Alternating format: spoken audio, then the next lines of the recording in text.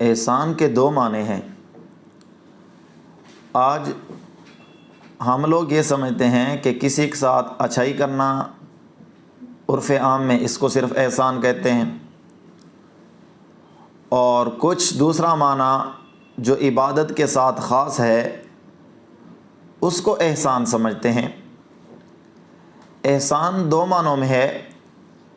ایک تو احسان یہ ہے عبادات، اعمال اور معاملات میں احسان کا آدمی خیال کرے، جس کے بارے میں حدیث مبارکہ میں آیا ہے۔ حدیث جبرائیل کے نام سے یہ حدیث مشہور ہے، جس میں یہ سوال کیا گیا کہ مل احسان، احسان کیا ہے؟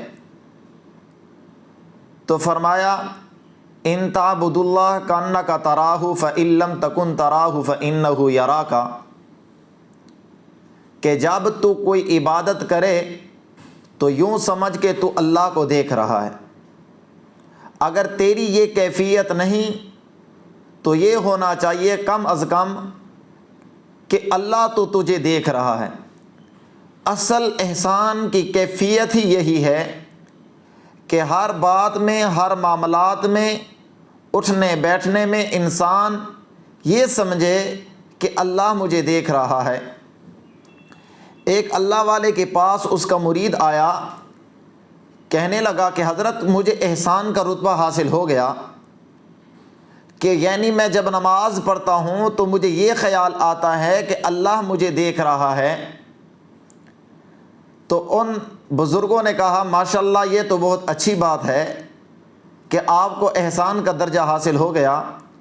ذرا یہ بتائیے کیا احسان کا درجہ صرف آپ کو نماز میں حاصل ہے، یا اس وقت بھی احسان کا درجہ رہتا ہے کہ جب تو بیوی یا بچوں کے پاس ہوتا ہے، یا تو کسی دنیاوی معاملات میں مبتلا ہو اور تیرے دل میں یہ خیال ہو کہ اللہ مجھے دیکھ رہا ہے، یا کسی کے ساتھ لین دین کر رہا ہے، خرید و فروخت کر رہا ہے، کسی کے ساتھ گفتگو کر رہا ہے، کہاں بیٹھ رہا ہے، کیا تیرے دل میں یہ خیال آتا ہے کہ اللہ تجھے دیکھ رہا ہے؟ تو ان مرید صاحب نے کہا کہ نہیں، مجھے تو اس بات کا علم ہی نہیں کہ اللہ مجھے دیکھ رہا ہے، اس کی کیفیت اور معاملات میں ہو، تو میں تو نماز کے بارے میں سمجھ رہا تھا۔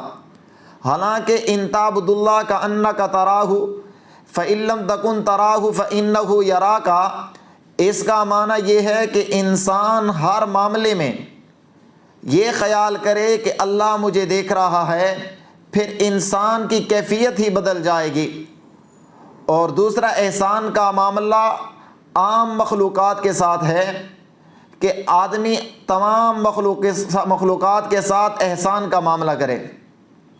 اللہ تبارک و تعالیٰ نے احسان کرنے والوں کے بارے میں فرمایا ان اللہ یحب المحسنین، کہ اللہ تبارک و تعالیٰ احسان کرنے والوں، نیکی کرنے والوں کے ساتھ محبت فرماتے ہیں۔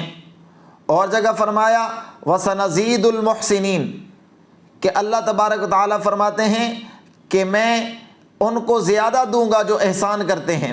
اب زیادہ کی کوئی مقدار نہیں، وہ اللہ کے ہاں کتنا ہے اور کیا ہے، اس کی کیفیت کیا ہے کہ اللہ احسان کرنے والوں کو عطا فرمائیں گے۔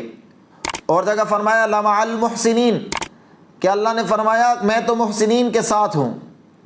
اب آدمی سوچے کہ اگر میں مخلوق کے ساتھ احسان کروں، نیکی کروں، تو اس کا معنی یہ ہوا کہ وہ اللہ کی اس کے ساتھ محبت بھی ہے، اللہ کی معیت بھی ہے، اور اللہ اس کو کچھ اور بھی عطا فرمائیں گے۔ تو احسان کو آدمی چھوٹا معاملہ نہ سمجھے، نیکی کو چھوٹا معاملہ نہ سمجھے۔ اور احسان کی دوسری کیفیت یہ ہے کہ احسان اس کو بھی کہتے ہیں، مولانا محمد شفیع رحمۃ اللہ علیہ نے فرمایا کہ عدل تو انسان پر واجب ہے کہ انسان عدل و انصاف کا معاملہ کرے، یعنی برابری کا معاملہ کرے۔ اور احسان کا معنی اچھائی کرنا، تو اچھائی میں یہ ہے کہ انسان کسی سے اگر اپنا حق وصول کرتا ہے، وہ حق کم دیتا ہے تو آدمی چشم پوشی کرے، اس سے درگزر کرے، اور جب کسی اور کو حق دینا ہو تو اس کے حق سے اس کو زیادہ عطا کر دے، تو یہ احسان کا معنی ہے۔ تو احسان کرنے والوں کے لیے اللہ نے بہت سا اجر و ثواب رکھا ہے۔ اور اگر یہ صرف اسلام میں انسانوں کے ساتھ نہیں، بلکہ بخاری شریف کی حدیث میں آتا ہے حضور صلی اللہ علیہ وسلم نے ایک تمثیلی کیفیت کے ساتھ اس بات کو سمجھایا کہ ایک انسان نے پیاسے کتے کو پانی پلایا تو اس کی وجہ سے اس کی بخشش ہو گئی، اور ایک عورت نے بلی کو باندھ کے رکھا، اس کے کھانے پینے کا خیال نہیں رکھا تو وہ بلی مر گئی، اس بلی کی وجہ سے اس کی باز پرسش ہوئی۔ تو دیکھو اسلام احسان کا حکم صرف انسانوں کے ساتھ نہیں بلکہ تمام مخلوقات کے ساتھ حکم دیتا ہے۔ اسی طرح چونٹی کے بارے میں کسی نے چونٹی کو جلا دیا تو اس کے بارے میں بھی اس سے آخرت میں باز پرسش ہوئی۔ تو اس لیے احسان کا معاملہ صرف انسانوں کے ساتھ نہیں کرنا بلکہ تمام مخلوقات کے ساتھ احسان کا معاملہ رکھا جائے۔